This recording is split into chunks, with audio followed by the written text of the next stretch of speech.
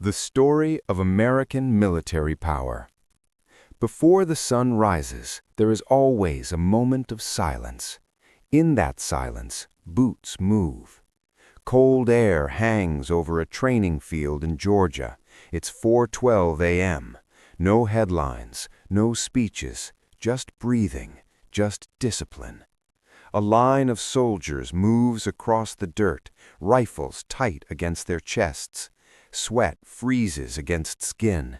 A drill sergeant's voice cuts through the darkness. This is how American military power begins. Not in the White House, not in parades, not in movies. It begins before dawn. The United States Army did not start powerful. In 1775, it was barely an army at all. When the Continental Congress created what would become the U.S. Army, it wasn't a polished institution. It was farmers, blacksmiths, shopkeepers, men who had never marched in formation. They faced the British Empire, the most powerful military force in the world at the time. At places like Lexington and Concord, American fighters did not have matching uniforms. Some didn't even have shoes. Their muskets misfired. Their training was inconsistent. But they had something else: survival. At Valley Forge, the winter of 1777 nearly destroyed them. Soldiers starved. They wrapped their feet in cloth.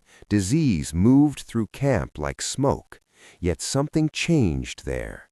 A Prussian officer named Baron von Steuben arrived. He drilled them. He introduced discipline. He created order out of chaos. That winter, a militia became an army. By the time the war ended in 1783, the United States had learned its first lesson: power is built through suffering. The Army fought frontier conflicts. It fought the War of 1812. It struggled. It adapted. Then came the Civil War. From 1861 to 1865, the United States tore itself apart. Brother fought brother. Industrial warfare emerged. Railroads moved troops at scale. Telegraph wires carried orders across miles in minutes. The war was brutal, but it forced innovation. Modern logistics, coordinated command structures, mass mobilization. When it ended, the United States Army had learned another lesson: industry fuels military strength. For decades, America remained cautious about global entanglement. Then, World War I exploded across Europe. In 1917, the U.S. entered the war. At first, American forces were inexperienced compared to European veterans hardened by trench warfare. But America brought something new to the battlefield: fresh manpower, industrial production, scale. By 1918, over 2 million American soldiers were in Europe. The war ended, but something irreversible had happened. The United States had stepped onto the world stage.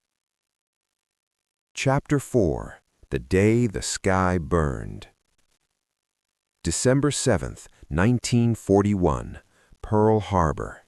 Battleships burned, steel twisted, oil spread across the water like black glass.